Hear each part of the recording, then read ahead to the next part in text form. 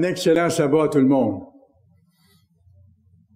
Vous avez remarqué comme moi qu'il y a beaucoup de choses qui se passent dans la nature de ce temps-là. Le temps de lumière chaque jour diminue, les journées raccourcissent énormément et très vite. On a resté surpris hier soir au début du sabbat, mon épouse et moi, de réaliser à quelle heure le soleil se couchait. Ça a changé rapidement au cours des dernières semaines. Là, les nuits commencent à être pas mal plus fraîches. Mon épouse a commencé à sortir ses couvertures de doudou, là, plus épaisses un peu. Et il y a des rosées abondantes le matin, puis des rosées très persistantes. Une belle coloration qui s'installe dans les arbres. Alors, tout ça, ce sont des signes comme de quoi l'automne est arrivé. Les signes sont là. Et on entre avec ça dans la dernière partie des fêtes de Dieu, dans le dernier bloc. Il y a 3 blocs de fêtes, pour ainsi dire. Celle du printemps, celle de l'été, qui est le début de l'été, qui est la Pentecôte, et à l'automne, les 4 fêtes qui restent. Cycle dans lequel on entre maintenant. Dernière partie du cycle annuel de Dieu. Et cette année, vous n'êtes pas sans réaliser que ces fêtes-là doivent être pour nous plus importantes que jamais. Premièrement, parce qu'elles sont de nature très importante. On ne doit pas négliger les choses que Dieu nous demande de faire et de les faire comme il nous dit de les faire. Première chose. Mais importante, encore plus spéciale cette année, à cause du contexte exceptionnel dans lequel nous vivons. On voit des choses qu'on n'avait pas soupçonnées, mais qui sont rendues là, qui faisaient partie de la prophétie. Et on voit qu'on approche réellement des temps de la fin.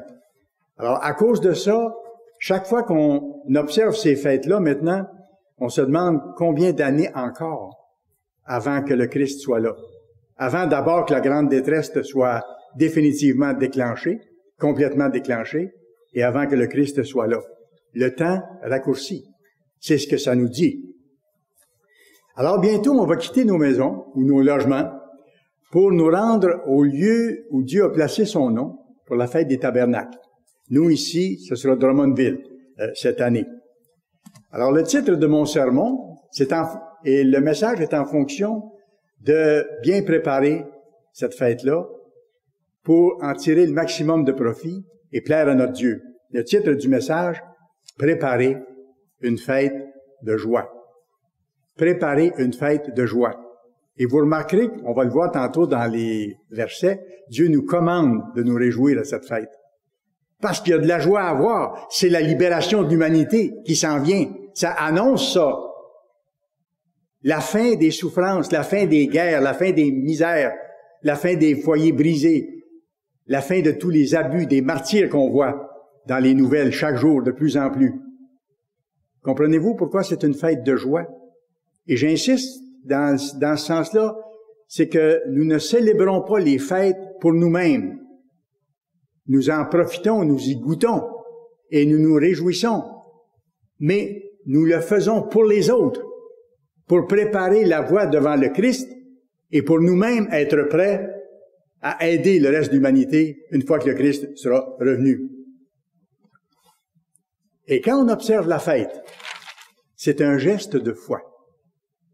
Si vous comprenez la fête, que vous voulez l'observer, que vous l'observez peut-être depuis des années, comme c'est le cas de plusieurs, ou que ce soit pour votre première année, comme c'est le cas de certains qui viennent d'arriver dans l'Église, c'est que c'est un geste de foi envers Dieu.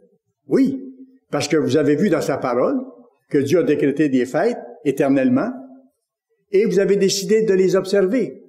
C'est quoi? C'est un geste de foi. Pour Dieu, ça dit, où est votre cœur? Même si vous êtes tout nouveau dans l'Église. Et si vous êtes ancien dans l'Église, comme moi, Dieu veut voir si on va y mettre autant d'emphase pour bien se préparer et la vivre selon ses directives. Allez à Hébreux, chapitre 11. Vous savez, c'est le chapitre de la foi. Hébreux, chapitre 11. Et c'est pour ça que je vous dis que d'observer les fêtes de Dieu, comme ce sera le cas pour la fête des tabernacles, c'est un geste de foi. Pour ceux qui sont à l'Église depuis 40 ans ou 50 ans, ou pour ceux qui sont là depuis 6 mois, tout simplement. Verset 1. Or la foi, est une ferme assurance des choses qu'on espère. On ne les a pas encore, on les espère. Mais on est certain, voyez-vous, il dit, la foi, c'est une ferme assurance des choses qu'on espère. Une démonstration ou une preuve de celles qu'on ne voit pas. Quand on va à la fête, est-ce qu'on voit le règne du Christ? Non. Sur la terre, non. Dans l'Église, à un certain niveau, oui, par son esprit, par sa présence. Mais on ne voit pas sur la face de la terre le règne de Dieu. Ça va venir. Mais c'est ce qu'on va célébrer. Ça représente le premier millénaire du règne du Christ sur la terre. Alors, quand on va là, notre acte de foi va dans ce sens-là, c'est qu'on est certain de ce qui s'en vient de plus en plus, à mesure qu'on apprend à connaître Dieu et à mesure qu'on met en pratique ses lois. Parce qu'il donne son esprit à qui?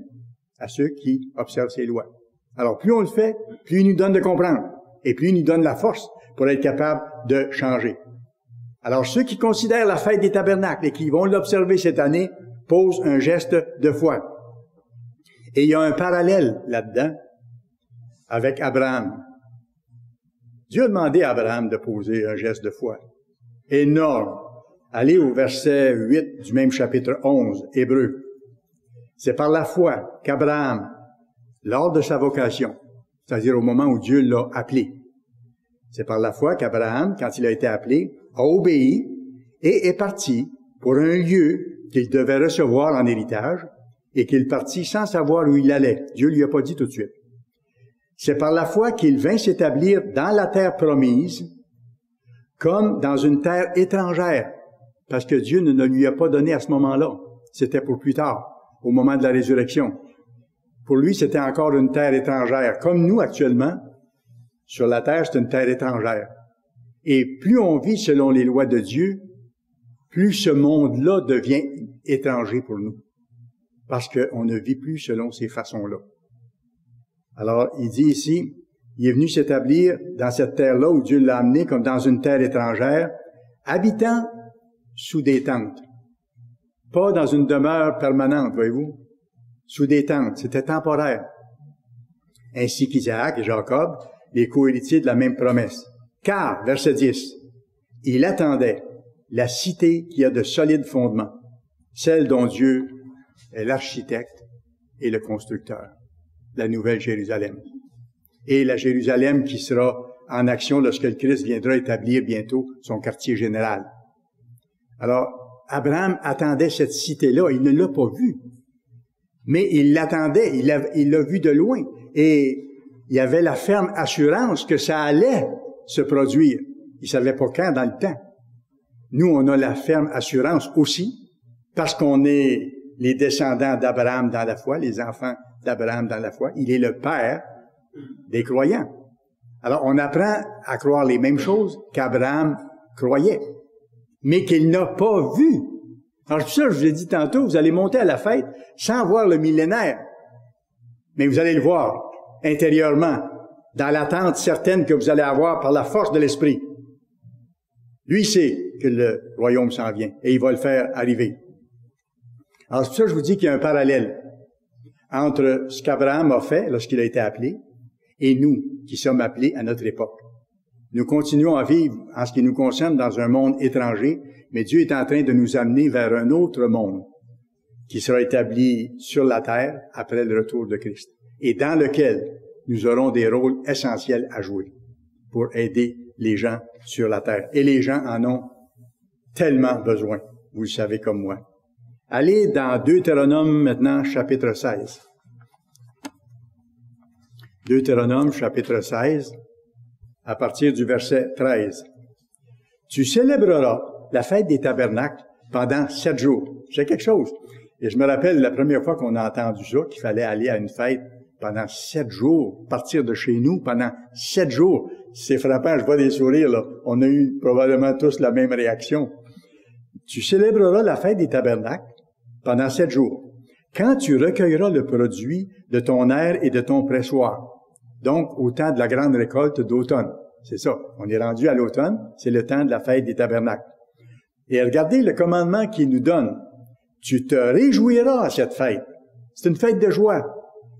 Toi, ton fils, ta fille, ton serviteur, ta servante, et le Lévite, l'étranger, il y aura des gens de d'autres pays, l'orphelin et la veuve qui seront dans tes portes. Dieu n'oublie personne. On est une famille, et la famille de Dieu se forme de gens que Dieu a appelés de différents milieux, de différentes expériences de vie et de différents états de vie. Tu célébreras la fête pendant 7 jours à l'honneur de l'Éternel ton Dieu. Alors voyez-vous, en allant là, on honore notre Dieu. C'est bien, il nous a commandé de le faire, on y va. En faisant ça, on l'honore. Dans le lieu qu'il choisira, que choisira l'Éternel. Car l'Éternel ton Dieu te bénira dans toutes tes récoltes et dans tout le travail de tes mains, et tu te livreras entièrement à la joie. Et quand on va à la fête, on décroche. On décroche complètement de nos choses habituelles. Et moi, chaque année, j'essaie de dire aux gens, laissez vos problèmes chez vous. C'est un temps pour se réjouir des belles choses qui viennent, pour approfondir la parole de Dieu, apprendre à connaître les autres dans l'Église, rendre service et se préparer au monde qui vient et rêver de la grande libération que Dieu est en train de préparer et qui va arriver de notre vivant la plupart d'entre nous, parce que c'est tout proche maintenant. Alors, c'est ça, se réjouir à la fête. Voilà la dimension qui nous est donnée pour qu'on puisse vraiment plaire à Dieu puis être fortifié en étant là. C'est pas des vacances. C'est pas dire je m'en vais là puis je vais dormir la moitié du temps puis je vais aller n'importe où faire plein de choses. Ça a déjà arrivé, malheureusement, je me rappelle, il y a quelques années, il y avait une couple de personnes qui étaient venues à la fête 2 années de fil, je pense. Et ces 2 personnes-là avaient quitté la fête pour aller faire des visites dans la région. Ça sentait pas bon. Parce qu'ils étaient pas là pour honorer l'Éternel vraiment. Ils étaient là pour faire du tourisme. Ils étaient à l'église, bien sûr, puis ils étaient contents de connaître ce qu'ils connaissaient, mais ils n'observaient pas vraiment la fête des tabernacles. Ils prenaient la première occasion pour aller faire des visites à l'extérieur et ne pas assister aux assemblées. Pendant 2 jours, ces personnes-là avaient été absentes de nos réunions, ils étaient allés visiter. C'est pas la fête. La fête, c'est d'être devant Dieu, d'apprendre, de se réjouir, de goûter sa présence, de demander son aide. Alors, bien sûr, cette année, la situation est différente à cause de COVID-19, comme vous savez. C'est déjà très différent pour les organisateurs parce qu'on doit trouver des endroits où on peut se réunir, là où on pourra se réunir, parce qu'il y a des pays où ce ne sera pas possible. Mais dans les pays où c'est possible, il faut trouver des salles assez grandes pour le nombre de personnes qu'on a, pour respecter la distanciation qui nous est demandée. Parce qu'à la fête, comme on fait maintenant aussi au sabbat, il faut respecter les règles des gouvernements locaux et les règles de l'Église. Il faut être en règle à ce niveau-là. Mais ce sont des conditions tout à fait inhabituelles, exceptionnelles. Et certains de nos membres vont devoir célébrer la fête à la maison. Heureusement, Dieu a béni, parce qu'il nous donne les moyens pour être capable de transmettre dans les maisons, soit pour les gens qui écoutent au téléphone, ou soit pour ceux qui ont Internet, de transmettre les assemblées intégralement chaque jour, ce qu'on va faire cette année. Mais il y a des gens qui ne pourront pas, soit pour l'âge, soit pour manque de finances, soit pour conditions de santé. Conditions de santé trop fragiles, il y a des risques dans ce temps-là. Parce que comme on sera avec le public là-bas et qu'on sera ensemble durant les 8-9 jours de la fête, il y a circulation de virus possible autour, et les personnes qui ont des conditions de santé très fragiles ou qui sont à risque, bien à ce moment-là, c'est dangereux qu'ils attrapent la maladie. Et M. Weston a bien expliqué que dans ces cas-là, si la personne ne se sent pas à l'aise de venir, c'est mieux qu'elle reste à la maison et qu'elle observe la fête chez elle. On est dans des circonstances spéciales. Alors, Dieu nous donne les moyens pour aider les gens dans ces conditions-là. Et c'est formidable, il nous a bénis en ce qui nous concerne d'avoir le Zoom. Il y a des gens qui n'ont pas de transport ou qui ne peuvent pas embarquer avec d'autres dans un habitacle fermé parce que c'est pas des membres de leur famille. Il y a toutes ces conditions-là. Mais dites-vous une chose, ceux d'entre vous ici ou qui sont à la maison et qui allez devoir, à cause de ça, rester à la maison, vous allez célébrer la fête de la même façon. Vous allez avoir les mêmes services, les mêmes assemblées que les autres. Bien sûr, ça va vous manquer d'avoir la fraternisation et les bons repas qu'on peut partager ensemble et tout ça.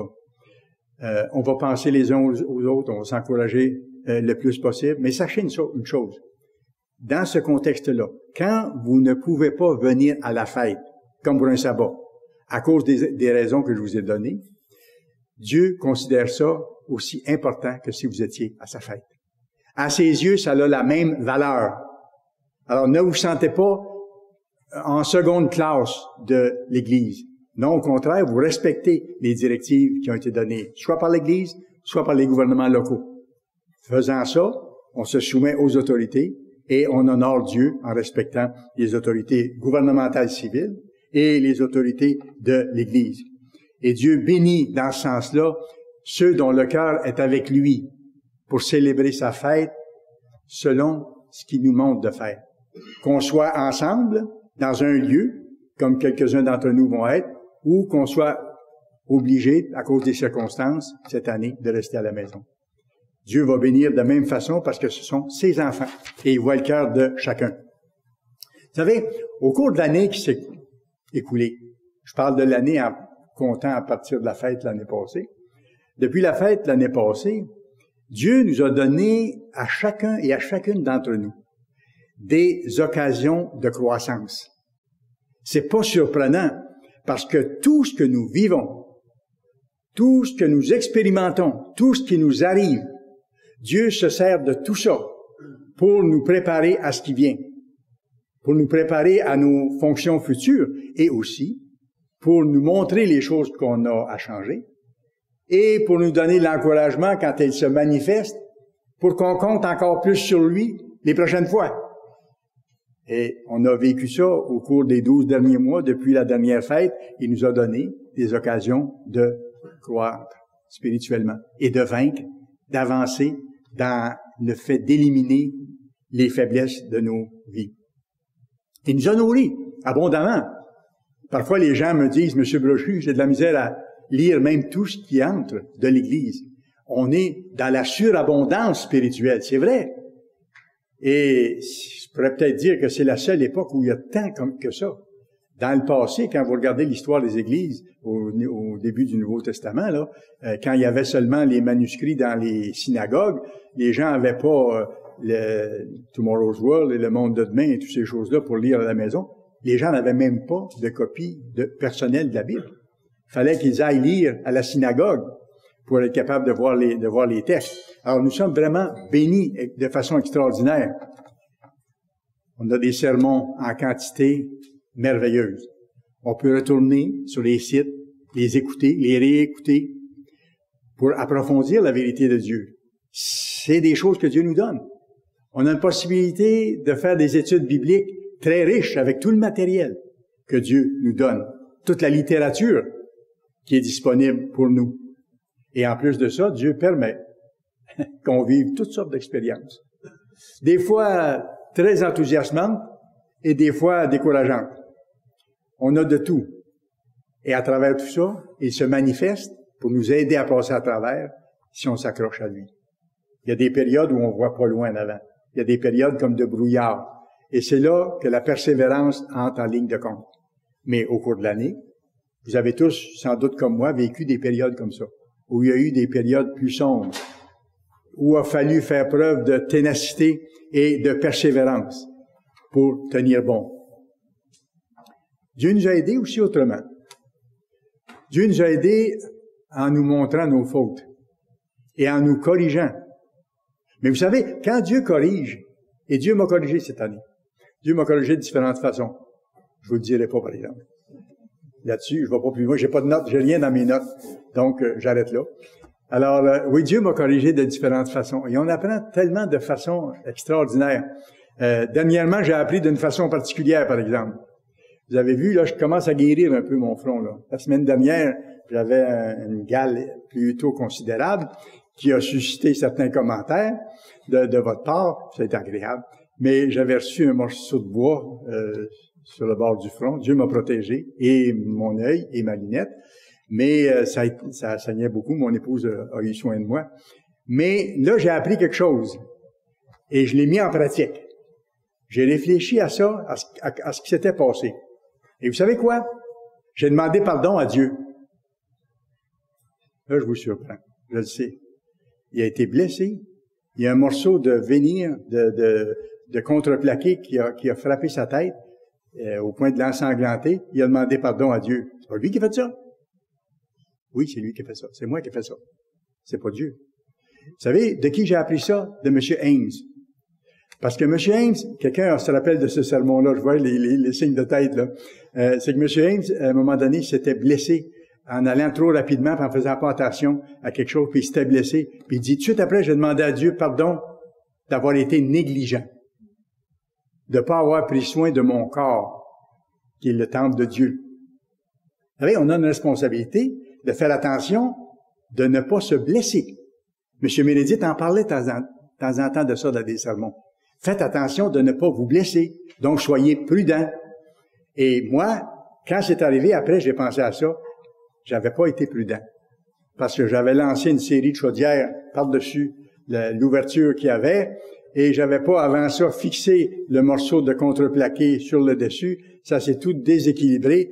Et devinez quoi? Le monsieur a reçu le contreplaqué au-dessus de l'œil. Alors, qui était coupable? Le monsieur. Comprenez-vous pourquoi j'ai demandé à Dieu pardon? Merci de m'avoir protégé, mais j'ai demandé pardon de ne pas avoir eu soin du temple du Saint-Esprit, de pas avoir fait attention à mon corps. C'est ça. Alors, Dieu nous apprend des choses à travers les circonstances comme ça, c'est fascinant. Et ça me fait penser que, à l'avenir, quand je fais quelque chose, il faut que je prenne le temps de le faire, puis m'assurer de la sécurité. Ça arrive à tout le monde. Ça ne veut pas dire qu'il n'y a pas des accidents en dehors complètement de notre contrôle, là. Mais cet exemple-là, j'ai pensé que ça vous aiderait. Moi, ça m'a aidé. Quand M. Ames avait donné cet exemple-là, ça m'est resté. Puis quand j'ai eu cet accident-là, ça m'est revenu. Et j'ai demandé à Dieu pardon. J'ai dit, je vais essayer de faire attention la prochaine fois. Alors, Dieu nous a donné des corrections affectueuses au cours de l'année. Il nous apprend à travers tout ce qu'on vit. Si on s'habitue à être sensible au fait qu'il est toujours là en train de travailler avec nous. Dieu ne regarde pas le restant de l'humanité, là. Il regarde les quelques-uns qui l'appellent maintenant. C'est avec vous et avec moi qu'il travaille maintenant. Pourquoi? Parce qu'il prépare un tout petit troupeau qui va travailler avec le Christ pour guérir l'humanité, pour les consoler, les encourager et leur enseigner après le retour de Christ. C'est pas pour rien qu'il nous montre tout ça, là. Et c'est pas pour rien qu'il a les yeux sur nous, chacun de nous individuellement. Alors, il nous a aidés cette année par des corrections affectueuses qu'il nous a données. Et aussi par la fraternisation. C'est tellement encourageant quand on peut se parler, même si c'est au téléphone, ou qu'on reçoit un petit mot, ou un courriel. Et quand on peut se rencontrer, comme on peut le faire maintenant physiquement, c'est tellement agréable. Ça nous fortifie, ça nous aide à passer les jours qui viennent. Et tout cela, tout ce que je viens de vous dire, qu'est-ce que ça fait? C'est que ça produit du fruit à la gloire de Dieu. Regardez dans Jean 15, Jean chapitre 15, et on va voir le verset 8. Jean 15 et le verset 8. Qu'est-ce que le Christ dit ici? Si vous portez beaucoup de fruits, et pour porter du fruit, il faut se repentir, demander à Dieu son aide, sa force par son esprit pour être capable de changer, et en changeant, on porte du fruit de son esprit, on devient plus patient, plus sage, plus pondéré, plus affectueux, plus responsable. Si vous portez beaucoup de fruits, c'est ainsi que mon Père sera glorifié et que vous serez mes disciples. Alors, ceux qui appartiennent vraiment au Christ, qui sont ses disciples, portent du fruit. Alors, quand on va aller à la fête, ça sera pas vide, c'est pas des vacances, c'est pas un temps pour rien faire. Bien sûr, on se repose. Bien sûr, on peut prendre des bons repas à l'occasion. On va fraterniser tant qu'on pourra, même malgré les circonstances dans lesquelles on vit cette année. Mais ce sera le temps pour évaluer ce que Dieu a accompli en nous, puis à travers nous, au cours de l'année qui s'écoule. De penser à ça, faire un peu le point. Réfléchir aux leçons qu'on a apprises, comme celles que je viens de vous mentionner. Voir les habitudes qu'on a venu à bout de développer, puis s'encourager avec ça. Dieu veut qu'on s'encourage. Faut pas regarder juste les points négatifs qu'on a encore à changer. Puis je sais que vous en avez encore à changer, puis moi aussi. Faut pas regarder juste ces points-là. Regardez les points qu'on a vus et qu'on a pu changer totalement ou en partie. Les habitudes nouvelles qu'on a développées. Parce que pour changer et faire comme Dieu, il y a des habitudes et des attitudes qu'on met de côté pour les remplacer par d'autres. Alors on va à la fête parce que c'est un temps aussi pour exprimer à Dieu notre reconnaissance pour les belles choses qui s'en viennent, pour ce qu'il a fait pour l'Église au cours de l'année. Prendre le temps de réfléchir à ça. voir les choses positives qui vous sont arrivées au cours de l'année et dire des gros merci pour ça. Voir vos petites victoires, puis lui dire merci aussi. Voir le potentiel de croître encore. Allez dans Psaume, chapitre 1. Psaume, chapitre 1. Dès le début du livre des Psaumes, ici, on va lire les versets 1 à 3. Heureux l'homme qui ne marche pas selon les conseils des méchants. On parle ici donc d'un appelé qui cesse de marcher dans les voies des méchants, qui ne marche pas selon le conseil des méchants, qui ne s'arrête pas sur la voie des pécheurs, qui ne perd pas son temps à écouter des balivernes ou des choses mauvaises, ou à regarder des choses mauvaises à la télévision ou sur Internet, des choses qui nous amènent dans le mal ou qui sont carrément mal, qui ne s'arrête pas sur la voie des pécheurs, qui ne s'assied pas en compagnie des moqueurs, de ceux qui rient des autres, de ceux qui méprisent les autres. On n'a pas rien à voir avec ces gens-là. On doit rester à part de ça. Mais qui trouve son plaisir, je devrais dire au contraire, dans la loi de l'Éternel. Parce que la loi de Dieu, c'est 10 commandements, c'est une loi d'amour. Et qui la médite jour et nuit. Ça veut dire quoi, la méditer jour et nuit? Ça veut dire la connaître assez pour que lorsqu'on a des décisions à prendre, qu'on vit des circonstances, qu'on peut se référer à ces principes-là pour savoir comment faire, quoi répondre ou quoi ne pas répondre. Voyez-vous, si on connaît la loi de Dieu, on a envie, à ce moment-là, c'est une façon, si vous voulez, de la méditer jour et nuit. Il est comme un arbre planté près d'un courant d'eau qui donne son fruit. On doit donner des fruits à Dieu en sa saison et dont le feuillage ne flétrit point. Tout ce qu'il fait, lui, réussit. Alors, il est comme un arbre vert planté près d'un courant d'eau. Pourquoi? Parce qu'il est connecté directement sur la source de l'eau vive, comme M. Matt mentionnait dans sa sermonnette. Il est connecté directement sur son Sauveur, sur le Christ, qui donne son Saint-Esprit pour nous aider à vivre, à passer au travers. Et ce faisant, lorsqu'on reçoit sa puissance et qu'on lui demande même d'agir en nous, c'est qu'à ce moment-là, on reste comme un arbre vert qui continue à produire son feuillage tout au long de l'année. On peut lui demander aussi, dans nos combats, dans notre tête, souvent l'adversaire nous attaque dans nos pensées pour nous amener des pensées négatives. Puis des fois, on a de la misère à les rejeter, ça revient. Là, je prends l'exemple que mon épouse me donnait déjà par rapport à ça. Et l'adversaire sait ce qui nous dérange.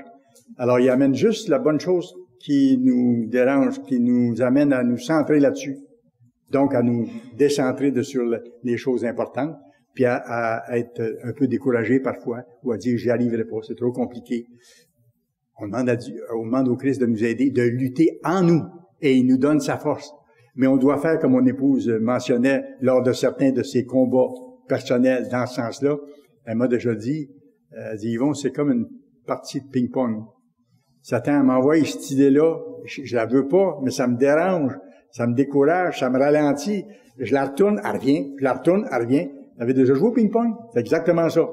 Alors, j'ai aimé son exemple parce que c'est comme ça. Et c'est comme ça que l'adversaire essaie de nous déstabiliser, puis de nous décourager. Parfois, ça peut être des idées les plus bizarres. On se demande pourquoi je pense à ça. J'ai rien là qui me fait penser à ça. D'autres fois, c'est des faiblesses qu'on a, puis ils nous amènent des petites idées ou des petites images de choses anciennes ou quelque chose de même qui nous ont amenés à pécher. Puis là, ben, on est tout de suite sur une autre station, sur un autre poste. Alors, il faut rejeter ça tout de suite. Et là, demander, et moi, dans ce temps-là, je l'appelle le puissant chef de l'armée de l'Éternel. De demander au puissant chef de l'armée de l'Éternel de combattre pour moi et de combattre en moi ces idées-là, puis de m'aider à changer de poste, à m'occuper à d'autres choses. Alors, c'est des choses qu'on peut examiner au moment de la fête pour nous fortifier. Et ça veut dire une chose, mettre notre confiance en Dieu. Mettre notre confiance en Dieu. Et mettre notre confiance en Dieu, c'est un geste de foi de célébrer la fête. Et c'est un geste qui est selon les directives de Dieu exactement. Parce qu'en faisant ça, on apprend à craindre l'Éternel. Pas à en avoir peur, mais à le respecter, à respecter ses directives, ce qu'il nous dit de faire. Allez dans Lévitique chapitre 23. Lévitique chapitre 23.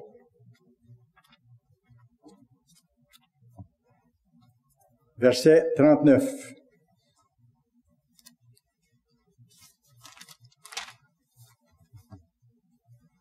Le 15e jour du 7e mois, quand vous récolterez les produits du pays, la récolte d'automne, vous célébrerez donc une fête à l'Éternel pendant 7 jours. Le premier jour sera un jour de repos, parce que c'est un sabbat le premier jour. Et le 8e jour sera un jour de repos, ça aussi un grand sabbat. Vous prendrez le premier jour du fruit des beaux arbres, des branches de palmiers, des rameaux d'arbres touffus et de saules de rivière, et vous vous réjouirez devant l'Éternel, votre Dieu, pendant 7 jours.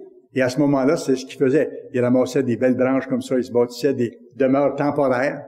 D'ailleurs, il y a encore des Juifs qui font ça. J'en ai vu à New York, quand vient le temps de la fête des tabernacles, ils ne comprennent pas tout ce que ça veut dire, mais certains vont se faire des cabanes en branchage comme ça, à cause de ce qui est écrit dans la Bible. On n'a pas besoin de faire ça, mais à l'époque, ils le faisaient. Vous célébrerez chaque année cette fête à l'Éternel pendant 7 jours. C'est une loi perpétuelle. C'est la fête qui est une loi perpétuelle. Pour vos descendants, vous la célébrerez le 7e mois. Vous demeurerez pendant 7 jours sous des tentes. Alors nous, on va aller sous des tentes, mais on a des belles tentes.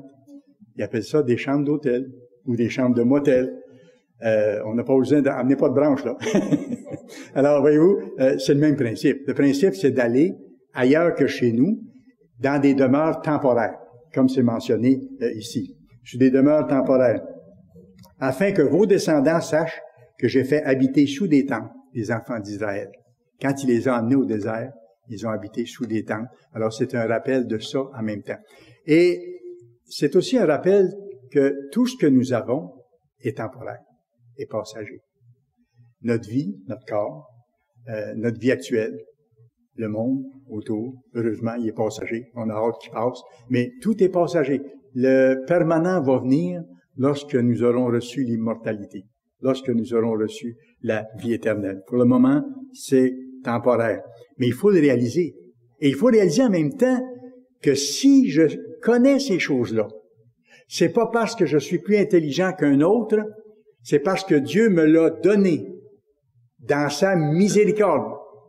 Parce qu'il le donne aux petits, aux faibles du monde. C'est à vous et à moi qui a donné de connaître ces choses aussi merveilleuses. Vous avez de grands cerveaux humains qui peuvent déchiffrer des théories impossibles à analyser pour nous, mais qui n'arrivent pas à comprendre ces fêtes-là et qui vont dire c'est passé date. C'était pour les anciens Israélites, c'est pas pour nous aujourd'hui. Alors que Dieu dit que c'est une fête éternelle qu'on doit observer à notre époque. Le Christ l'a observé, ses disciples l'ont observé, la petite Église de Dieu l'a observé tout au long de l'histoire. Et on y va l'observer en étant joyeux. Et en faisant ça, on a obéi à un autre commandement que le Christ nous a donné. Il a dit quelque part, soyez toujours joyeux. Soyez toujours joyeux, par la bouche de Paul. Et le Christ a dit, lui, mes brebis entendent ma voix et elles me suivent. Et la voix de Christ, c'est lui qui a tonné de sa voix extraordinaire sur le mont Sinaï, les 10 commandements, et qui a donné aussi ses fêtes à la nation d'Israël. Alors, ceux qui entendent la voix de Christ suivent le Christ, suivent sa voix. Qu'est-ce qu'Abraham a fait? Abraham a entendu la voix du Christ, C'est le Christ qui l'a appelé à sortir de Ur en Chaldée, là où il restait. Il a entendu la voix du Christ. Et il est parti. Il lui a fait confiance. Il a mis sa confiance en Dieu. Et il est parti. Ça devait être coûteux à son âge, dans sa situation. Il avait toujours vécu dans ce coin-là. Toute sa famille était là, ses amis, ses entreprises. On laisse tout, on s'en va, parce que Dieu nous a dit de partir. Comme nous, on va quitter nos habitudes pour aller à la fête des tabernacles. On va même quitter, la plupart d'entre nous, nos maisons, nos logements. Et ceux qui ne pourront pas physiquement le faire cette année vont quitter mentalement, si vous voulez, leurs préoccupations habituelles. Et tout en restant chez eux, vont se concentrer sur la fête, sur Dieu, sur les assemblées, sur la prière, sur le fait d'approfondir le sens de la fête et de se préparer à leurs responsabilités futures. Alors, Abraham a entendu cette voix-là. Israël, la nation d'Israël a entendu la voix du Christ, qui leur a dit la même chose, de sortir de leur ancienne voie. Mais ils n'ont pas obéi longtemps. La malheureuse histoire d'Israël a fait en sorte qu'ils se sont constamment détournés de Dieu. Et aujourd'hui, ce qu'on voit dans nos sociétés, les drames qui arrivent, on voit les problèmes se multiplier à grande échelle, de façon effroyable, c'est la résultante du rejet de Dieu et de ses voies. On est rendu au bout de l'histoire humaine. Dieu avait dit, si vous m'abandonnez, je vais vous abandonner. Et c'est exactement ce qui se passe actuellement. Il retire ses protections. Alors nous aussi, on a entendu la voix du Christ. Quand on s'est intéressé, là, pour la première fois, à ce que dit vraiment la Bible, c'est pas parce qu'on avait décidé ça. Il y a un autre qui avait décidé ça, qui est beaucoup plus grand que vous et beaucoup plus grand que moi. Le gouverneur de l'univers, le Père du Christ, qui a mis dans votre esprit et dans mon esprit d'avoir un intérêt pour aller voir ce que ça dit. Puis après, et c'est votre cas parce que vous êtes à l'Assemblée de sabbat, et après, de mettre en pratique ce qu'il nous a montré. On a non seulement entendu sa voix, on est allé vérifier, et on a vu qu'il fallait en vivre pour lui appartenir, et c'est là que tout a commencé. Et c'est comme ça qu'on est ensemble aujourd'hui.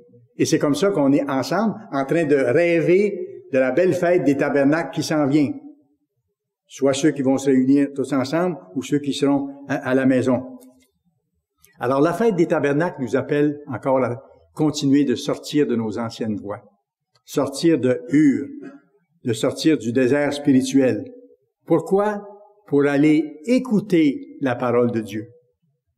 Parce que c'est bien marqué, je n'irai pas dans les versets, mais vous pourrez le voir à plusieurs endroits, il nous dit d'aller à la fête pour apprendre à craindre l'Éternel, comme je vous ai mentionné. Apprendre à le connaître davantage et à respecter ce qu'il nous dit de faire. Allez dans Ecclésiaste 4, verset 17.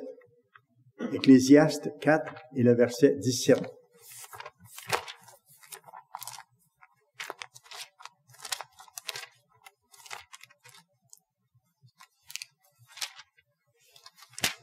Ecclésiaste 4, verset 17.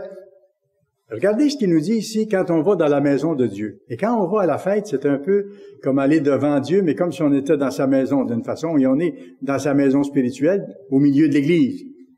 Ecclésiaste 4, verset 17. « Prends garde à ton pied lorsque tu entres dans la maison de Dieu. » Donc, on doit faire attention lorsqu'on va devant Dieu. Là, on a le commandement d'aller devant Dieu pour nous réjouir de ce qu'il fait, de ce qu'il est, de tout ce qu'il nous a donné, de ce qu'il veut donner à l'humanité. C'est ça qui doit nous réjouir et on doit vouloir aller plus loin là-dedans. Prends garde à ton pied lorsque tu entres dans la maison de Dieu. Approche-toi pour écouter. J'arrête. Approche-toi pour écouter. Ça m'a parlé beaucoup quand j'ai vu ça, parce qu'on doit aller à la fête. Pourquoi? Pour apprendre à craindre l'Éternel. Donc, apprendre à le connaître davantage. Il dit, fais attention, quand tu rentres dans ma maison, tu viens là pour écouter. Approche-toi pour écouter. Et non pas comme les personnes que je vous ai dit qui ont quitté l'Assemblée pendant 2 jours, là. Ils approchaient pas pour écouter l'Éternel. Approche-toi pour écouter plutôt que d'offrir le sacrifice des insensés, car ils ne savent pas qu'ils font le mal. Ça, c'est surprenant comme expression quand on regarde ça. C'est quoi le sacrifice des insensés? Le sacrifice des insensés, c'est de faire les choses à notre façon, alors que Dieu nous dit de faire autrement. Faire les choses à notre façon. L'exemple parfait que vous avez de ça, vous pouvez aller voir dans 1 Samuel chapitre 15, verset 22 entre autres, mais tout le chapitre, c'est le cas du roi Saül. Il pensait vraiment plaire à Dieu. Il était le roi qui avait été nommé par Dieu sur la nation d'Israël. Puis à un moment donné, parce que les choses ne sont pas arrivées exactement comme lui avait pensé, vous verrez dans le contexte, il a décidé de faire le travail qui était réservé simplement au oint de Dieu. Il a offert lui-même le sacrifice. Alors ça, c'était le sacrifice d'un insensé qui voulait faire comme lui pensait et non pas comme Dieu avait dit. Alors il dit, quand tu vas dans la maison de Dieu, assure-toi de faire ce que Dieu demande de faire pour être vraiment proche de toi puis en tirer tous les bénéfices. Et non pas que ça devienne une occasion de t'éloigner de Dieu. Et les personnes qui ont fait ça se sont éloignées de Dieu complètement, elles ne sont plus là. Peut-être Dieu les a écartées, je ne sais pas ce qui est arrivé, mais elles ne sont plus là. Et c'est arrivé dans d'autres circonstances semblables aussi. Acte 3. Actes, chapitre 3. Il y a beaucoup, vous savez, à la fête des tabernacles. On a beaucoup à apprendre en voyant de quoi il s'agit, en voyant qu'est-ce que Dieu nous demande de faire, comment on doit l'observer. Et si on sait comment l'observer et comment s'y préparer, écoutez, on va en tirer non seulement les profits, mais les bénédictions. Parce que Dieu nous amène là pour nous bénir. Et Dieu va bénir ceux qui ne pourront pas venir physiquement parce qu'ils sont empêchés de le faire, mais qui vont rester chez eux. Dieu va les bénir aussi, dans leurs circonstances. Acte 3, le verset 19. Regardez comment c'est beau ici. Repentez-vous donc et convertissez-vous. C'est Pierre qui parle. Pour que vos péchés soient effacés. Alors, on doit continuer, durant la fête des tabernacles, d'éliminer le mal. C'est pas un temps pour se laisser aller à n'importe quoi, là. On continue à suivre la route qu'on a à suivre.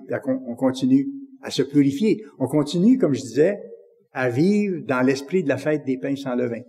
Au cours de la fête des tabernacles aussi. Pour aller plus loin dans le développement du caractère de Dieu.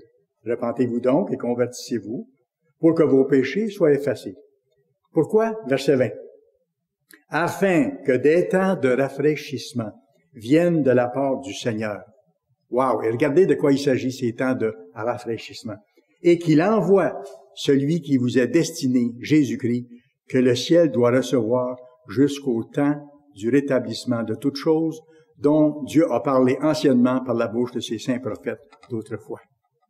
Dieu avait annoncé le millénaire du règne du Christ par ses prophètes autrefois. Et Pierre rappelle ça aux gens ici. Il dit, oubliez pas, ne faites pas le sacrifice des insensés, ne faites pas les choses à votre façon, continuez de vous purifier en allant à la fête des tabernacles, en ayant ça à l'esprit. Et appréciez ces temps de rafraîchissement que Dieu vous donne, parce qu'il nous permet de sortir de nos problèmes habituels, de nos préoccupations, pour se consacrer totalement à la joie de voir le monde qui vient approcher, pour la libération de l'humanité et pour notre bénédiction aussi. Parce que c'est à ce moment-là qu'on recevra l'héritage et qu'on pourra vraiment aider les autres sans limite. C'est grand ce que Dieu nous donne ici. Alors, voyez-vous qu'il faut déjà commencer à prier pour que Dieu inspire les messages qui seront donnés à la fête. Que Dieu bénisse les transmissions Internet par Zoom ou par GoTo ou autres moyens technologiques pour ceux qui l'ont. Dans certains pays, ils l'ont pas. Il faut agir autrement. Je viens d'envoyer des textes écrits en Europe qui vont être traduits en Ewe et en un autre langage que je ne connais pas du côté de l'Afrique. Ils vont être traduits par des frères là-bas qui peuvent prendre le français et le traduire en Ewe, par exemple, ou en d'autres langages de la région, je me rappelle pas les noms, là. Alors, j'ai envoyé ces textes-là de sermons pour qu'ils puissent avoir quelque chose à donner aux membres là-bas. Ceux qui vont pouvoir se réunir. Et certains de ces gens-là vont faire des longues distances à pied, dans des circonstances difficiles, pour aller entendre la parole de Dieu. C'est formidable.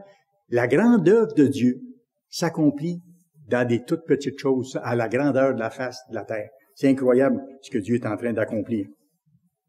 Alors, priez pour que toutes ces choses-là se réalisent et que les enfants de Dieu, qui sont éparpillés partout sur la face de la terre, puissent avoir la nourriture dont ils ont besoin. Ils en ont besoin autant que nous autres, des fois plus, dans des circonstances extrêmement difficiles, pour que nos petits frères et nos petites sœurs ailleurs puissent avoir la nourriture qu'ils ont besoin pour être encouragés et qu'ils soient protégés aussi. Voyez-vous, c'est des choses auxquelles on doit penser et auxquelles on doit penser assez pour en parler à Dieu au cours de la fête. C'est ça, la famille de Dieu. C'est de penser aux autres membres de la famille ailleurs qui ont des besoins. Pas juste dire, moi, je vais m'amuser à la fête à Drummondville ou ailleurs, puis je vais tirer le maximum de plaisir de tout ce que je peux faire. Et j'espère que les autres, ça va bien. Non, j'ai un rôle à jouer. Demandez à Dieu qu'il bénisse les autres. Et là, il y a une chimie spirituelle qui s'opère de la part de Dieu. Et Dieu voit qu'on se préoccupe des autres. On est là pour les autres. On n'est pas là pour nous-mêmes. M. Apartian nous l'a dit souvent. Vous n'êtes pas appelés pour vous-même. Vous êtes appelés pour accomplir l'œuvre de Dieu, pour que Dieu appelle d'autres personnes. Et en faisant ça, vous allez vous préparer à être digne d'échapper aux choses qui viennent et aussi jugé digne de diriger les nations sous le Christ pour aider les autres. Même chose encore. C'est toujours le principe de donner au suivant. C'est toujours le principe de donner au suivant. Et quand je vois ça dans l'Église ici, puis j'en vois plusieurs exemples, je trouve ça tellement encourageant. Et quand je vois des membres qui en aident d'autres de différentes façons, et vous savez, c'est pas toujours évident, mais moi, je le vois des fois par en arrière, ce qui se passe, que un tel a rendu service, une telle a rendu service, ont encouragé ou tout ça. Ça, c'est la famille de Dieu en action. C'est vraiment formidable. Alors, c'est dans ce sens-là qu'on doit se préparer pour la fête. Et à la fête, il faut penser aux autres. Prier pour eux à ce moment-là. Priez aussi que Dieu bénisse les événements qui vont se passer à la fête. Parce que dites-vous que cette année-là, ça sera comme aucune autre année. Comme actuellement, c'est comme aucune autre année auparavant, avec COVID-19, ce qu'on vit présentement. Mais rendu à la fête, ça sera encore ça, peut-être pire, peut-être d'autres choses vont s'ajouter.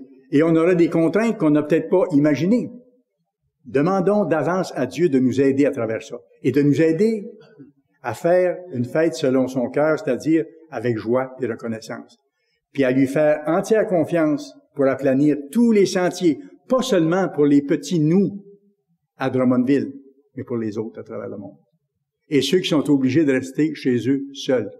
Pour que Dieu leur donne, vous savez, Dieu, il y a ses petites façons de procéder, pour que Dieu leur donne à chacun ce qu'ils ont besoin. Dieu sait, lui, la personne âgée, éloignée, qui ne peut pas venir, mais qui aimerait venir. Dieu sait ce qui peut vraiment l'encourager. Alors, si je lui demande d'aider cette personne-là, ou telle autre personne dans un tel cas, de façon particulière, Dieu va le faire. Parce que c'est sa fête. Puis il veut que sa famille soit dynamisée, soit renforcée à travers ces jours de fête. Alors, quand il voit certains de ses enfants vouloir que d'autres en bénéficient, eux peuvent pas le faire directement, mais ils savent où passer pour que ça marche. Ils passent par en haut, par le Tout-Puissant, au nom du Christ, bien sûr. Alors, c'est ça qu'on a comme responsabilité. Et demander à Dieu de nous aider à la fête, de nous adapter, d'avoir une souplesse d'adaptation aux circonstances qui vont se présenter. Parce que ça ne sera pas du tout comme les autres sites de fête qu'on est allés, ni comme les autres années de fête. Alors, il faudra avoir une souplesse de réaction et toujours avoir une patience, puis toujours demander à Dieu son aide dans ce cas-là. Psaume 42. Psaume 42. C'est tellement formidable, la fête. Et j'ai hâte de voir les commentaires des nouvelles personnes avec nous. Celles qui vont être physiquement avec nous ou celles qui vont suivre la fête à Internet, mais qui sont avec nous pour la première fois. J'ai hâte d'avoir vos commentaires après.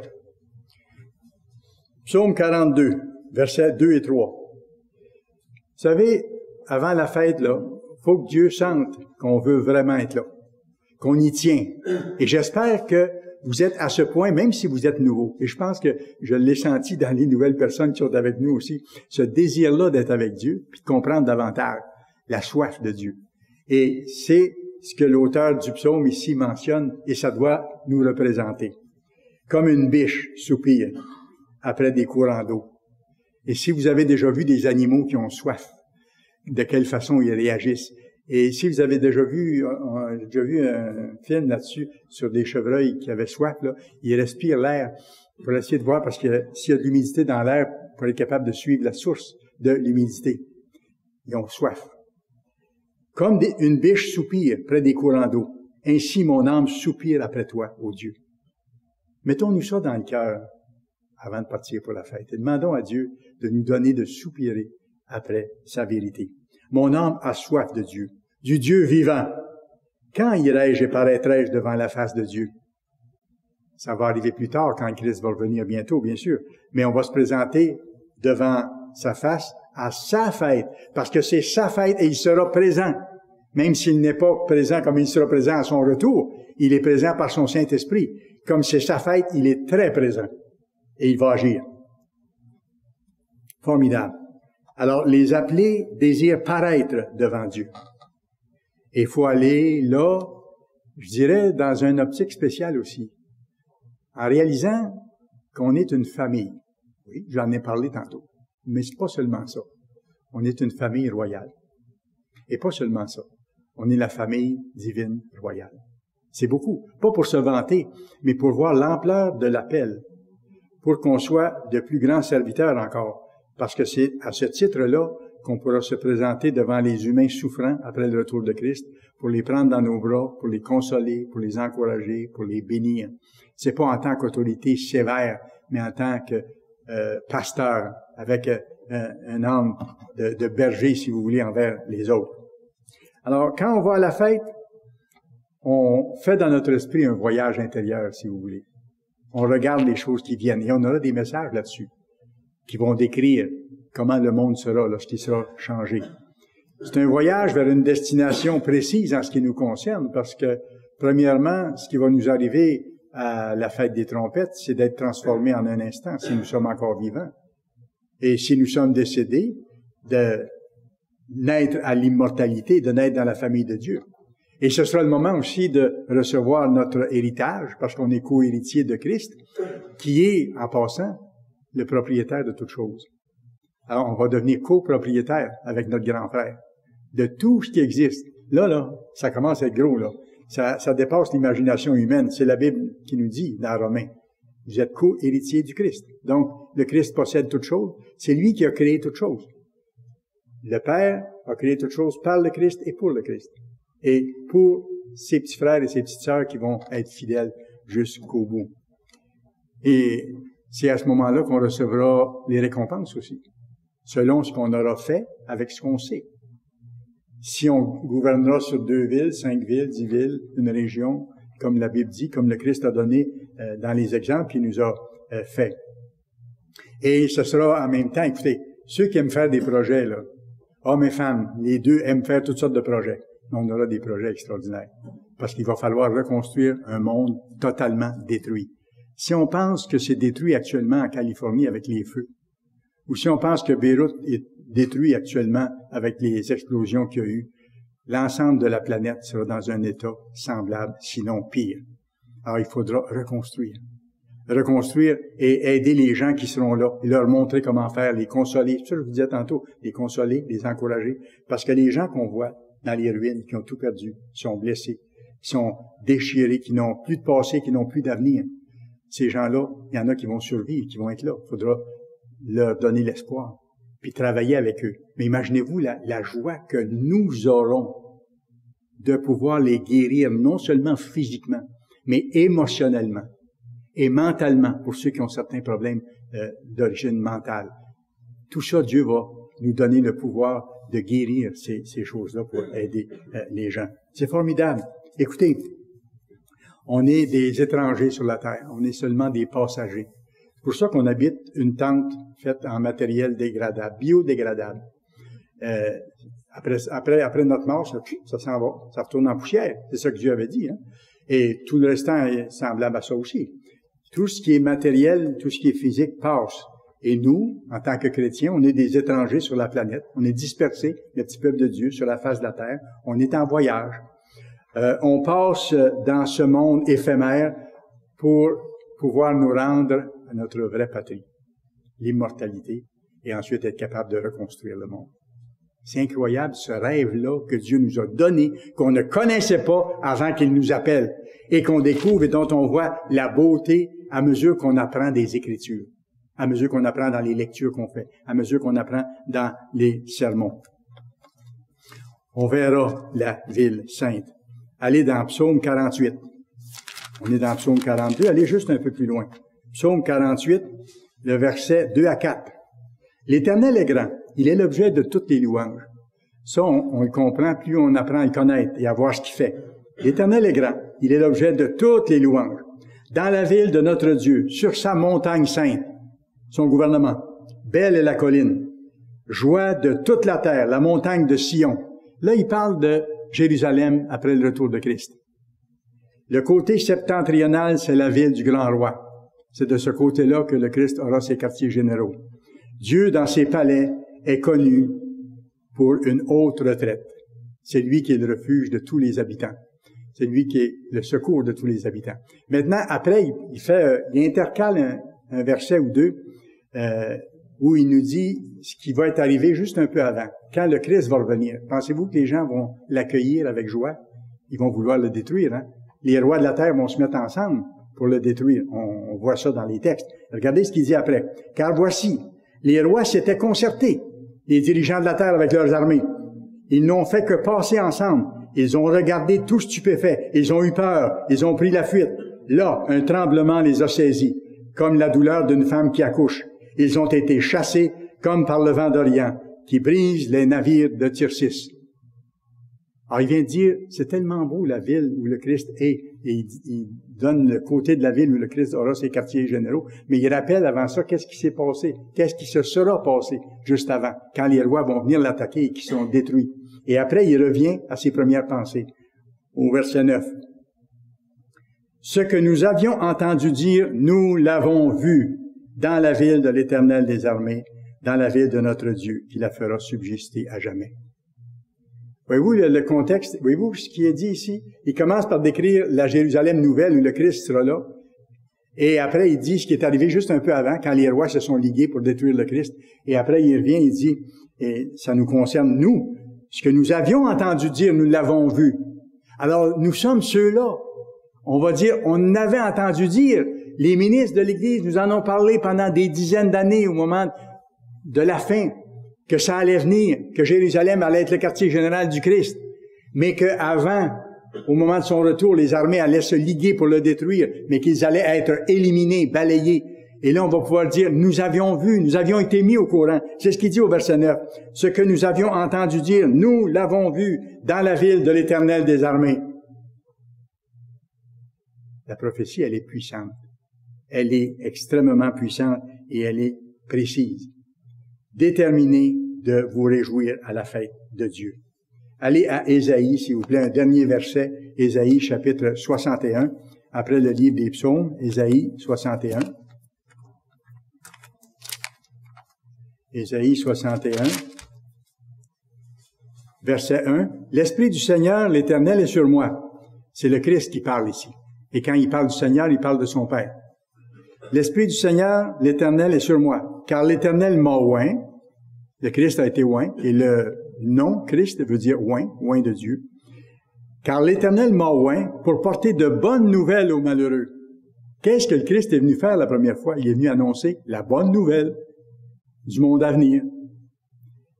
Il m'a envoyé pour guérir ceux qui ont le cœur brisé, pour proclamer aux captifs la liberté, aux prisonniers et physiques et spirituels la délivrance, pour publier une année de grâce de l'Éternel, un jour de vengeance de notre Dieu.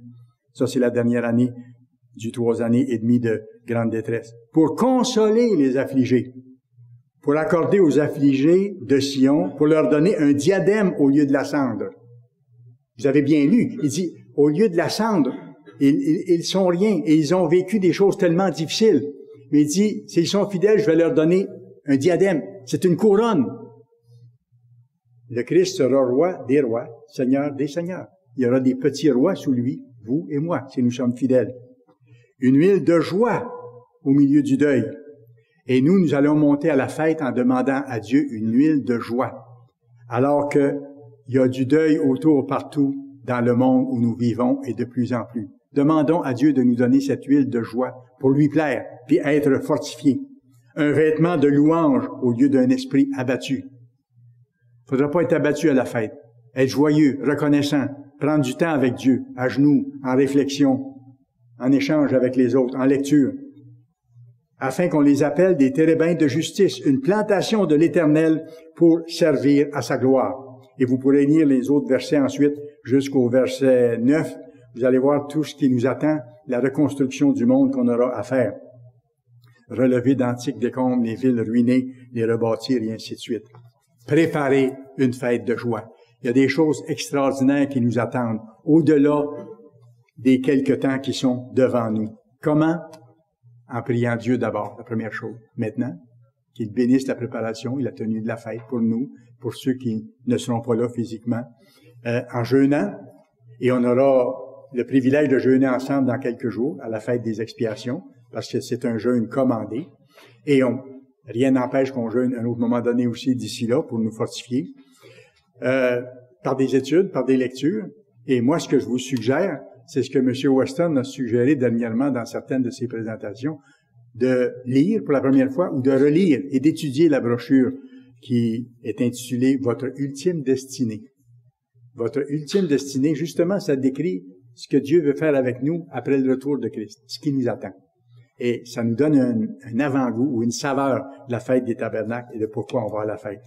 Alors aujourd'hui, pour un bref temps encore, Nous vivons à Ur, en Chaldée, dans un désert spirituel, dans un monde méchant et dans un monde qui nous est étranger. Mais bientôt, le millénium sera là. Le Christ sera revenu. Rêvons de ce qui vient. Que nous soyons ensemble ou que nous soyons seuls, chacun chez nous, préparons une fête de joie. C'est le commandement que Dieu nous donne pour sa merveilleuse fête des tabernacles.